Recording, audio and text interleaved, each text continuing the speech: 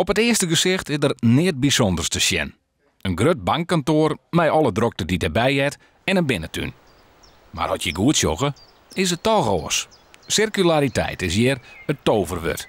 In een wereld waarin we heel snel naar de 9 miljard mensen toe gaan, waarin de grondstoffen echt heel hard afnemen, moeten we echt als een razende met elkaar gaan nadenken over hoe gaan we de materialen die we nu al hebben in die cirkel houden en kijken hoe we daar zo goed en zo efficiënt mogelijk mee omgaan.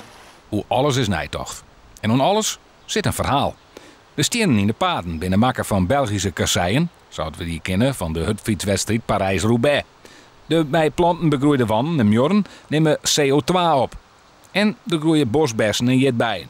De planten binnen zo uitzocht dat er haast het hele jaar terug wat bloeit. Dat is goed voor de bijen, want die houden ze hier ek. Het gaat slecht met de bij en de vlinder in Nederland. Daarom hebben we ervoor gekozen om met de Vlinder- en Bijenstichting hier te kijken naar wat goede soorten zouden zijn. We hebben de beplanting ook zo aangebracht dat je eigenlijk vanaf het vroege voorjaar tot in het late najaar de juiste voeding kunnen vinden. En dat is in combinatie ook nog eens een keer met een aantal bijenkasten die hier boven op het dak van ABN staan. De imker van de bank is blijd met het concept van de tuin.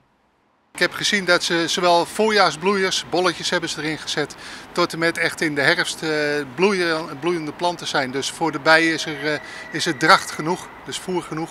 De banken in de tuin binnenmaken van Nederlands eikenhout en ze staan op frames van achterlitten fietsen uit de opslagdepots van Amsterdam. Midden op het plein staat een peel met een zonnepaneel en een oplaadpunt voor de mobiele telefoon. Maar de bijen kunnen er bij minwaar ek in schoolje. Oer alles is nijtocht. Bijna alles in deze tuin is circulair. We hebben echt nagedacht over de afvang van hemelwater in bassins, waardoor je die kan gebruiken voor het doorspoelen van het toilet in het gebouw. Tot de bestrating, de beplanting. We hebben zelfs de oude materialen uit de tuin, dus de oude tegels, hebben we weer omgebouwd tot nieuwe banken en keermuren. Donkergroen zet zo'n 2015 volop in op het circulaire concept. Dat valt net altijd aan. Dat is er volop uitdagings en soms is de scepsis bij klanten nog groot. Maar het bedrijf loopt er heel erg in. De economie kan draaien op circulariteit, dus waarom zouden we die businessmodellen niet ontwikkelen en de planeet en de aarde gewoon duurzaam achterlaten? Dat wil toch iedereen? En er is ook gewoon yield met de versiering.